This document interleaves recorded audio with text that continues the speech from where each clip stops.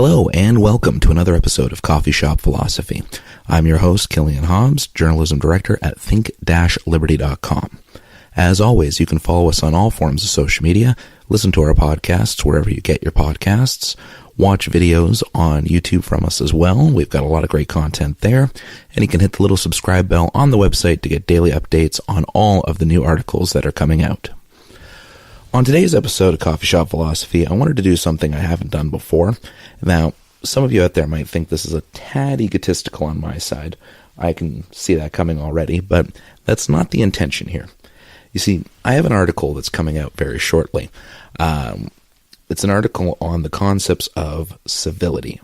So, when I'm talking about civility in this piece, I'm referring to the lack of civility that we have in society today. So what I wanted to do was go through the article with you and explain some of the key points that I'm trying to make with this piece, as well as explain what it is I mean when I say that we are becoming uncivilized. So to start off in the article, I make a mention to an absolutely amazing movie. It's a dark comedy that goes by the name of God Bless America. For those of you that haven't seen it, the story goes that a man his life is in wrecks. His life is terrible. Tons of bad things are happening to it. He's divorced. He loses his job. He's diagnosed with a brain tumor of some sort. I'm not ruining anything in the plot because that all happens within the first 10 minutes of this movie. Now, in the beginning of the movie, he's having a conversation with one of his coworkers, and he asks a question at the end of a long-winded rant about everything that's wrong with American society at this point, or Western society in general at this point. He asks a very weighted question, a very heavy question in my eyes. And ever since I first saw the movie, it came out in 2014, I believe. Ever since I heard this question, it's something that's been weighed with me for quite a long time.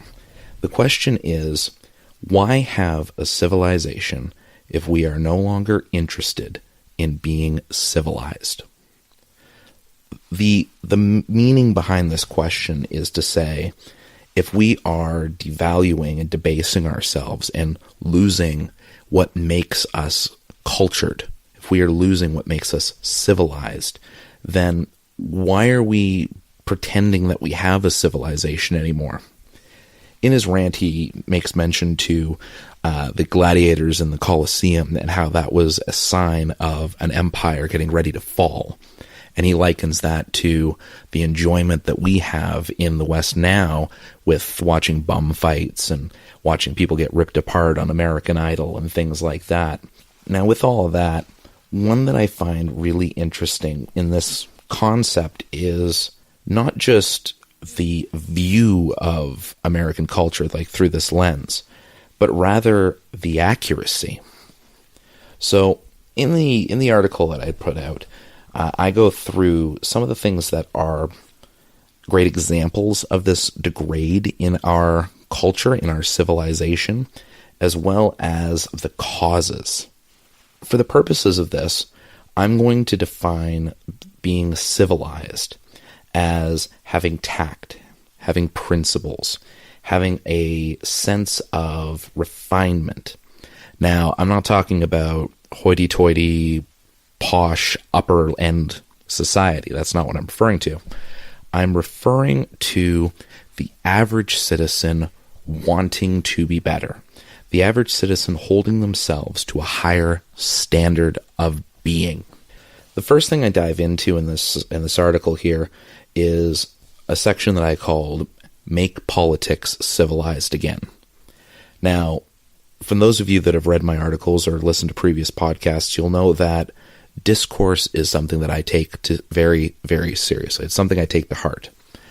Discourse is one of the most important aspects of how we relate to one another, how we share and form our ideals, and how we enact those ideals.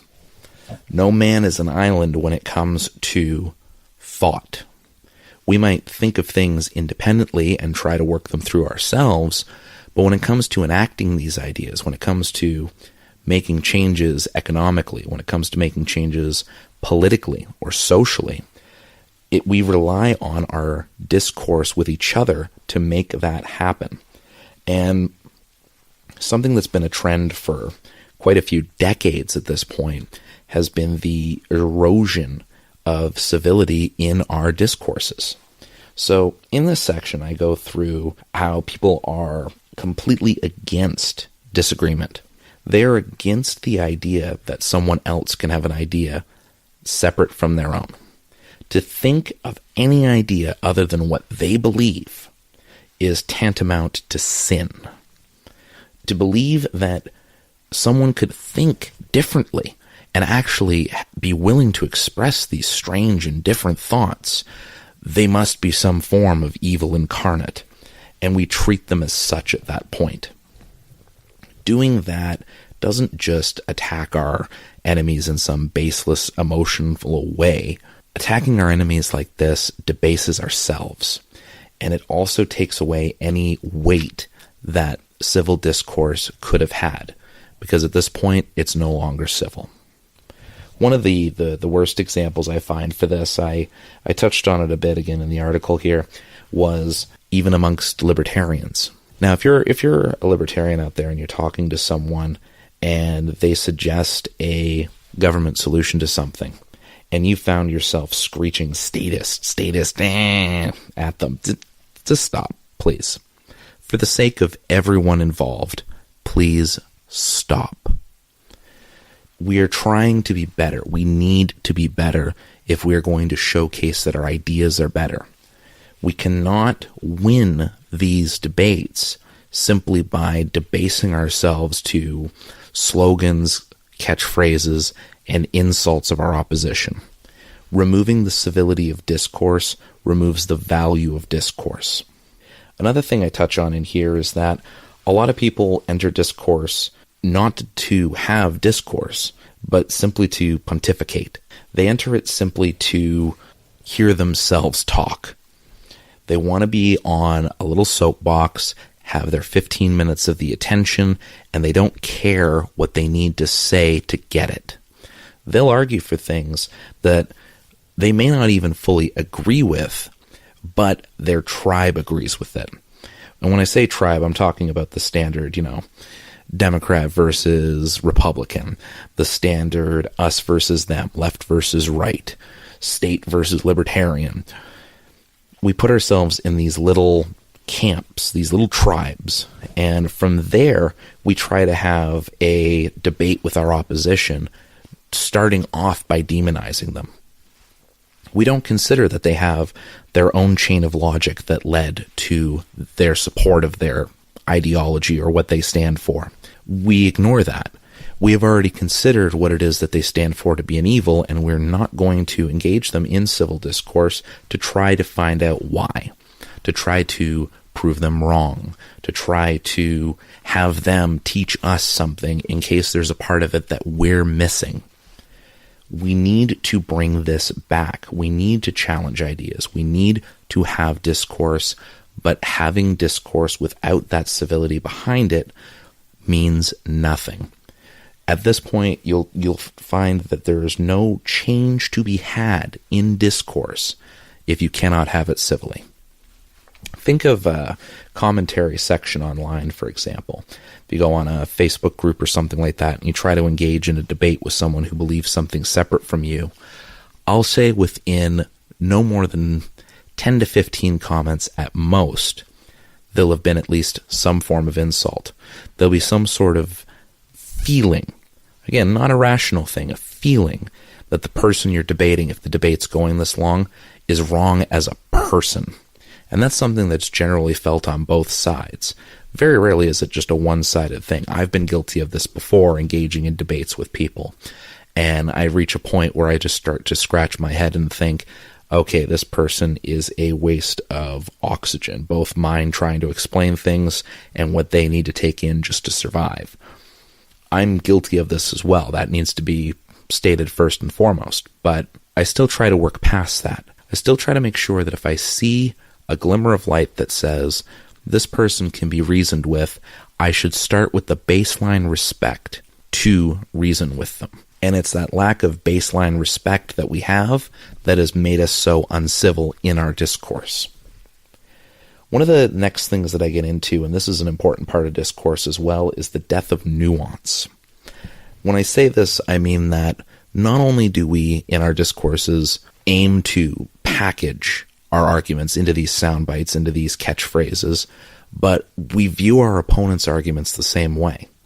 One of the examples I use in this section is that there's a difference between saying that someone is against the existence of unions versus saying that someone is against the government empowerment of unions.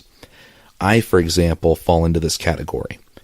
I am fully for the existence of unions. I think that it's a very useful bargaining practice for workers to band together, collectivize their bargaining power, and use that to gain a better standing in the company, better conditions for work, whatever it is that they're aiming for. I agree with that.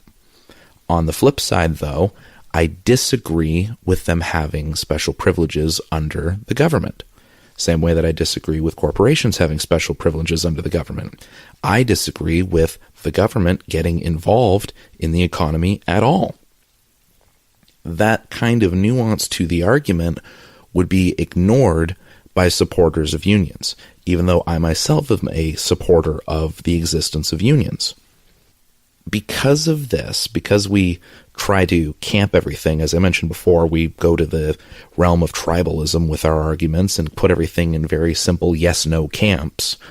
Because of this, we lose the nuance of the arguments that both we make and that our opponents are making. And because we no longer pay attention to these details, minor details that can make or break an argument, we cannot have effective discourse. We can't even effectively create anything with this information. When I say this, I mean that we couldn't form an economic modeling or an idea or a philosophy without these details, without this level of nuance. If we jumped directly to the summarization and we presented the summarization as if it was the whole, then no one's going to buy into that unless they already agreed with it.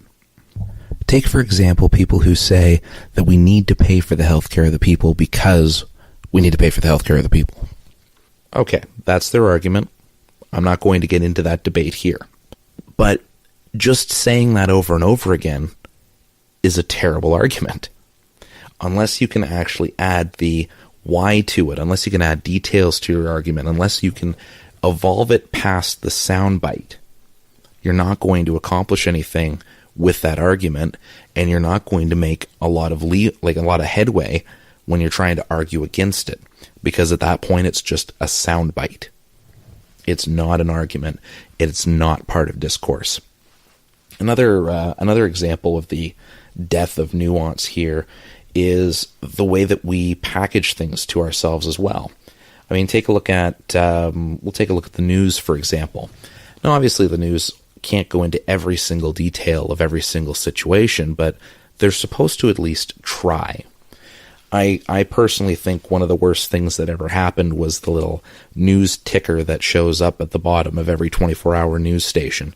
That was one of the worst things that I think has ever come out, because while it is useful to have the quick little blips of these are the things that have come out, this is what's happening right now, only having a short description of what is happening right now gives us no real information to it.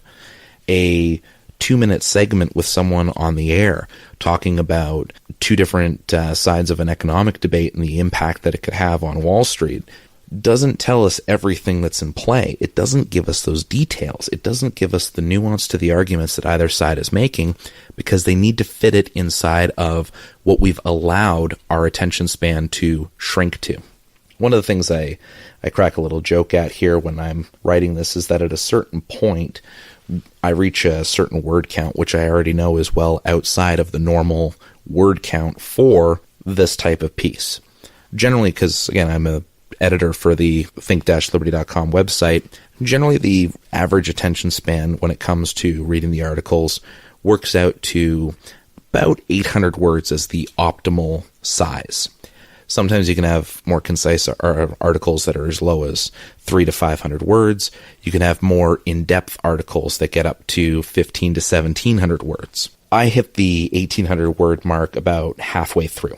The reason I do this is because these ideas that I'm stating in the arguments for them and the examples of them need that kind of detail to be completely understood.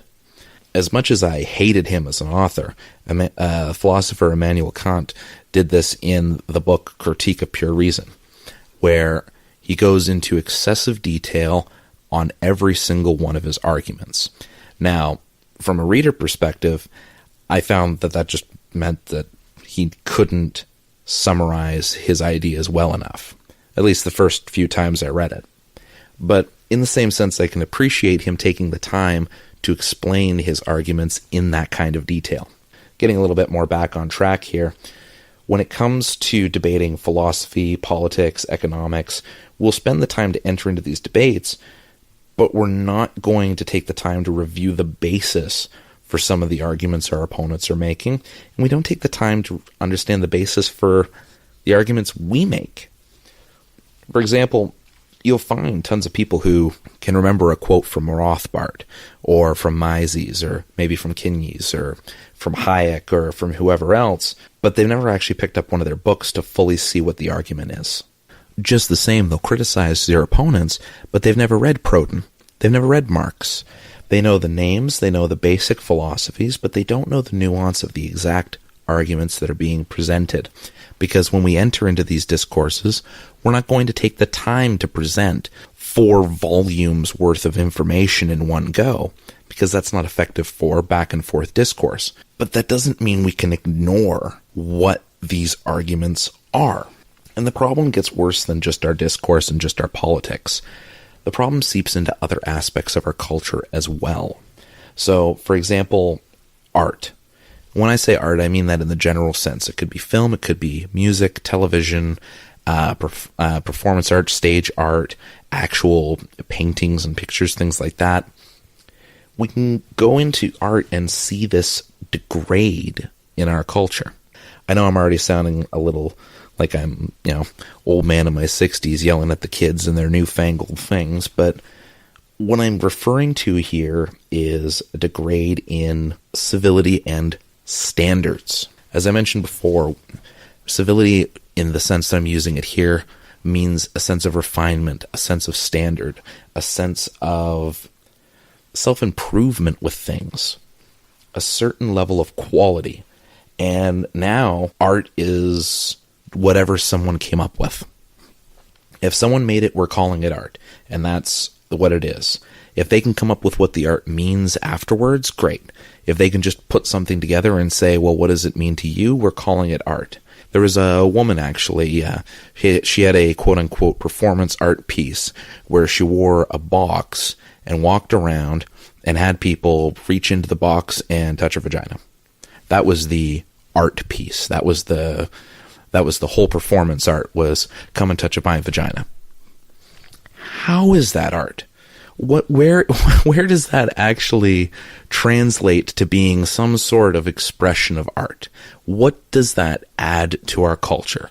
Some woman walked around in a box and told people to touch her vagina. Okay, so what did that do? Are we going to call this person the next Rembrandt for their contributions to our culture? No, we aren't. That's not something that we should do. One that I point out is if you go to a website like DeviantArt, or you go to those, cool art like Facebook pages that are all over the place, or even if you look at things you download for your computer desktop or your phone background, the amount of talent and vision that went into creating those pieces of actual art probably far exceed both the artistic vision and the skill of a lot of things that we consider art nowadays. The term postmodernism gets thrown around quite a lot, but it's something that really applies to what we've allowed to happen to our art, because only one of two things happens to the art we consume. Either we consider it, post-structuralist and postmodernist, and we don't care what the art actually is. We'll call it art because we called it art, and other people will appreciate it because we just happen to call it art. The other side is the scientific side. And I don't mean scientific as in the study thereof or anything like that, but I mean we've reduced some forms of our art to a science. And by reducing it to a science, we've removed its soul. Take a look at your standard television sitcom. Moderately above average attractive housewife that has a good head on her shoulders, obnoxious, moody kids, one of them's an idiot, and the husband who is also an idiot and probably overweight. And they get into different weekly shenanigans.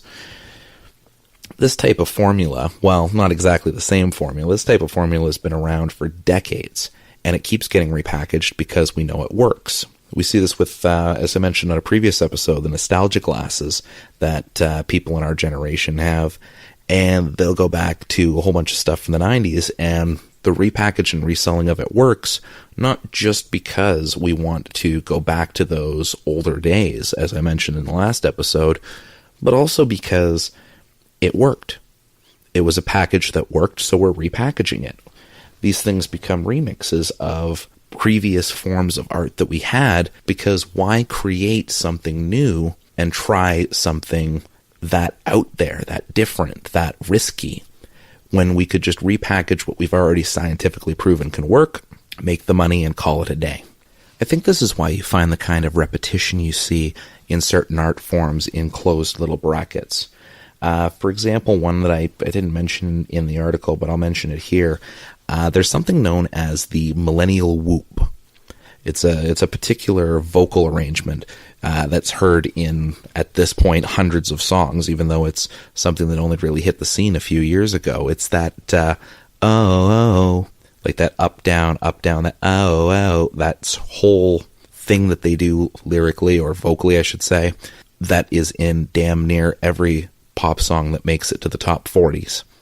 It's something that people like hearing for whatever reason. That's some arrangement of sound that is just appealing to people. So we've made a point of adding it to every song that we want to see hit top 40. And it works as much as it shouldn't. It works. We see the same thing in film, where almost every film can be described as a summarization of other popular tropes, because there's tropes that work. They just work. We know they work, that we know that people want to consume these things, because we've reduced our standards to making it so that consuming these things is what we want. That might sound a little convoluted. I'll reword it a little better here. We eat garbage because we decided it tastes good. That's probably the tone and the way that I want to say this. We consume garbage media because it's been scientifically designed to be enjoyable, even though it isn't actually good. One of the closer to the final sections I get into here is the pursuit of knowledge. And I think that the pursuit of knowledge in and of itself is the cure to these issues. This issue of uncivilized society starts with our lack of understanding of what is and is not civilized, and our lack of immersion in our own culture. We've allowed culture to become something that's looked at in third person. You know, we talk about society in third person. We don't refer to these things as something that we personally are actively a part of.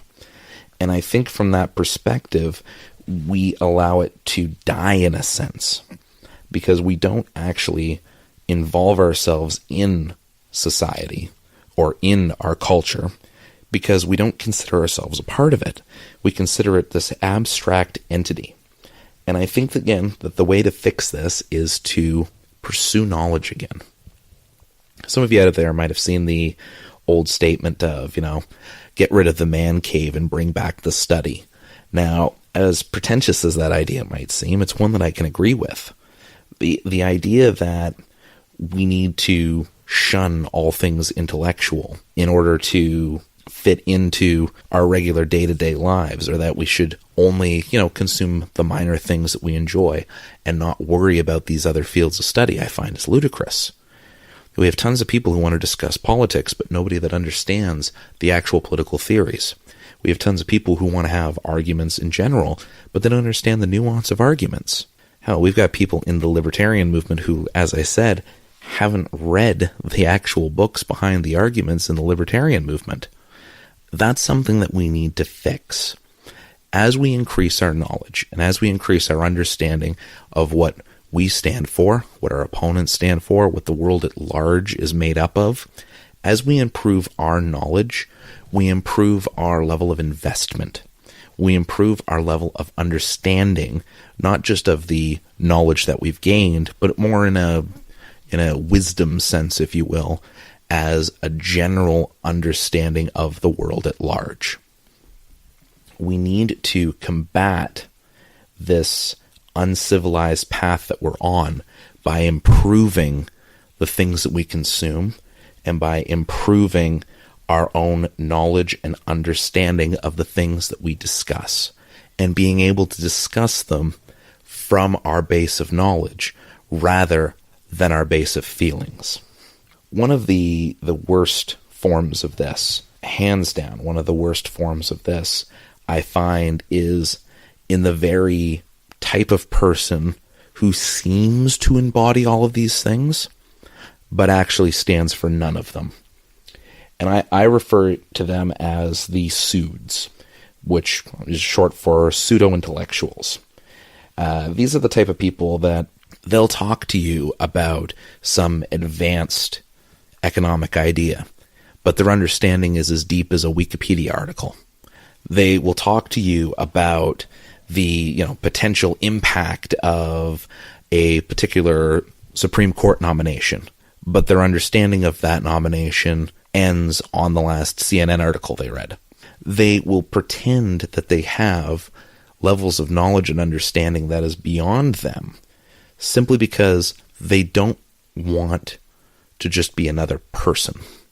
They want to enter into discourse and into the public eye and have their 15 minutes on that soapbox, not to educate other people, not to engage in a form of civil discourse and exchange ideas and grow from it and maybe affect change even. They just want the attention. In the article, I use the example from the movie Good Will Hunting. In it follows a character, Will, Matt Damon's character, who is a salt-of-the-earth, very basic, normal kind of guy, but is a complete super genius. A genius above geniuses. Now, in one of the scenes, a very famous scene from the movie, there's a pretentious grad student with the ponytail and the sweater vest and all that going on, and he effectively tries to browbeat one of Will's friends, a character played by Ben Affleck. When Ben Affleck's character is trying to hit on a girl there, he walks over and just attempts to browbeat him just to show off. He doesn't even do it out of a direct interest in the girl or anything. He does it just to show off that he knows what he knows. At this point, Will's character comes in and completely intellectually demolishes him. I mean, he walks in and he says, okay, you believe this right now. Next year you're going to believe this. Next year you're going to believe this. The year after you're going to believe this. Then you're going to get involved into this. And that's the standard package that your schooling is going to hand you. Though you could look into it now and maybe that would save you some trouble from looking like an idiot from now until then. The guy tries to interrupt and say, oh, well, it's not going to work like that. Will then completes the quote that he's stealing from page 98 of a particular book. So in the scene, he quotes the rest of the quote that the grad student was stealing, as well as the book, the author, and the exact page number that it was being stolen from, just to rub in how different their levels of intellect are. But to bring it back to earth at the very end, he says, if you have a problem with the differences between us, we could always take that outside. So at the end of this whole sequence, where he completely showcases the pompous levels of pseudo-intellectuality portrayed by this character, he also showcases that he's just another normal guy that happens to be that intelligent. The pomp and circumstance and the desire for the stage and the desire to be seen and heard, despite not having a full understanding of the things that are actually coming out of your mouth, does not make you special. It just makes you look like an idiot.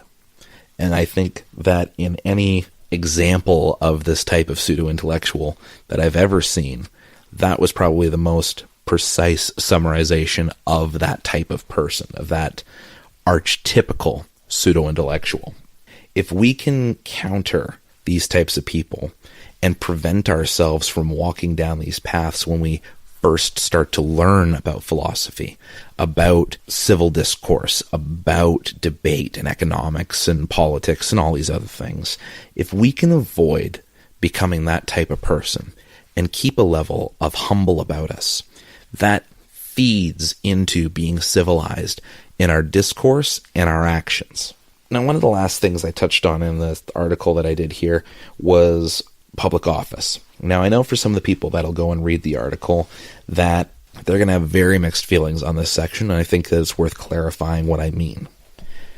In this section, I talk about how we have a lack of respect for the public offices.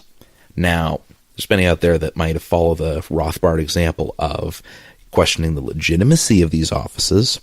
There's some that might question the quality of the people that are in the offices as well. But I think that it's counterproductive to make the offices themselves into a joke. We can laugh at the President of the United States for being an idiot, but that doesn't change that the presidency of the United States carries a lot of power. And that power doesn't change in quality based on how much we laugh at the office. Us making a joke of these offices and these positions of power do nothing to reduce the power they hold, even if we believe that these offices need to be reduced in power. Simply laughing at them doesn't change that. All it does change is a lowering of the standards of who we allow to take those offices. If we didn't consider the presidency of the United States, for example, to be such a politician's position, and we all know what people think of politicians in general, if we didn't consider it a position like that, we would never have seen a Hillary Clinton in the finals. We definitely wouldn't have seen a President Trump. We probably wouldn't have seen a President Bush. Our lack of respect for the power the offices hold, even though we may completely disagree with their existence, only changes the quality of the people that get elected to them. So we end up with stupider people having the same power the more qualified people could have had if we had held that respect and understood that nuance of the difference between not respecting the legitimacy of an office versus turning it into a laughingstock. To wrap all this up, because I know this is a little lengthier of an episode than I usually do, I need to re-clarify again that I don't think that these changes need to happen by force. I don't think that people are inherently bad for enjoying the odd bit of, trite when it comes to their novels or their TV or anything like that. I mean, Albert Einstein, his favorite show was Three Stooges. Now, personally, I consider that to be comedic gold as well, but it wasn't an intellectual powerhouse of a show by any means. It's okay to enjoy these things. It's okay to occasionally get heated in a conversation with someone. It's okay to see a piece of art that's avant-garde and think that it's a great piece just because it's weird, and or appreciate it just because it's weird. These things are fine. But when we allow these things to not become treats, if you will, but to become the basis for how we view these things, then that degrades our culture and civilization as a whole.